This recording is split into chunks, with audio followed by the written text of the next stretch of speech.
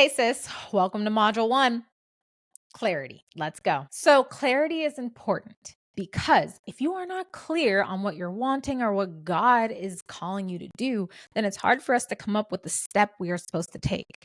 And if you're a girl who feels like, I don't even know what my purpose is, I don't know what God has called me to, what we start with is what we are led to do. So, is there a group of people you feel like you have a heart for?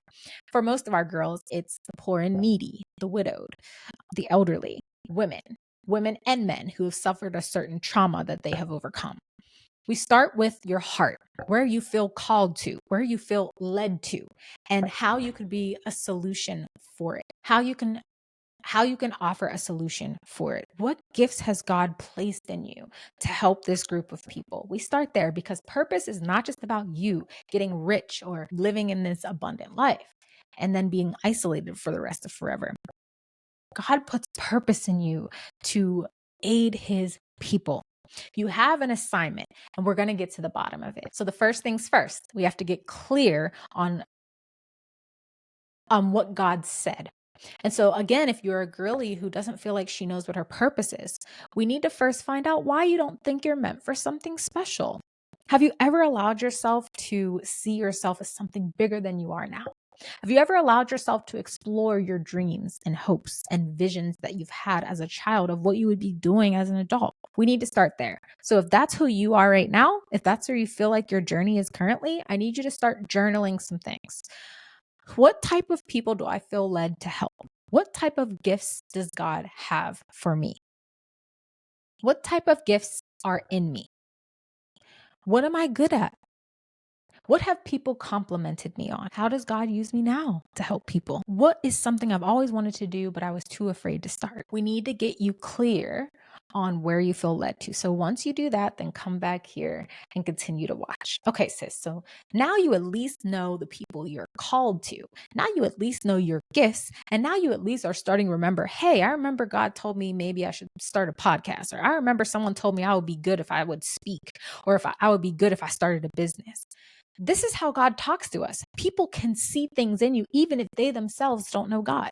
And so we use that as hints, as breadcrumbs, leading us to the thing that we're called to. Once you have a general, clear idea on what you're led to, we need to get clear on the step to go to that. I'm going to use podcasts as an example because that's something that I struggled with starting and now currently do on a consistent basis. Let's be clear. Most of you have clarity. You know what God said. You know what people said you are good at.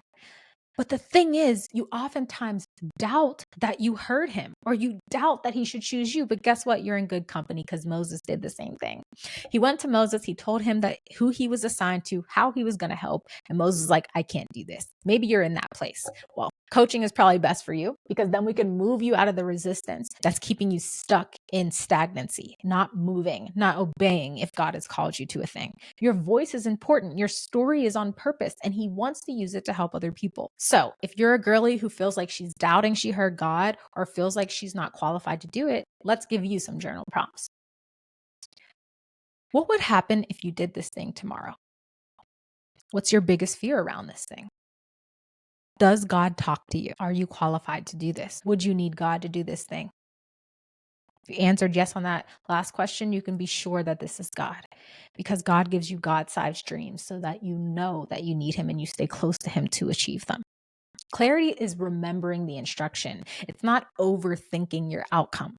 You don't have to know the next step. And for all my planners, all my perfectionists, all my people who need to prepare fully before they take a step, God is not interested in that. He's interested in your first step and your obedience. So if you are called to start a business and you don't have resources, or you're called to write and you don't know how you're going to start doing that, or you're scared to start speaking and you're called to that, I need you to take the first step in order for God to give you the rest of the plan. Let's go to Isaiah 30 and 21. Your ears will hear a word behind you saying, this is the way, walk in it, whenever you turn to the right or to the left. 1 Corinthians 14:33 says, for God is not the author of confusion, but of peace.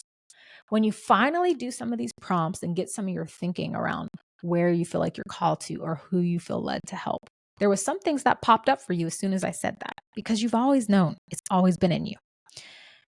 When you align with God's voice, clarity comes and chaos has to break. And when chaos breaks, then you can figure out your first step. So, if you resonated with anything I said, and by the end of this chapter, you're starting to get clear, this is great. And we're going to help you move along and take that first step. So, once you've gained this clarity, create a first step.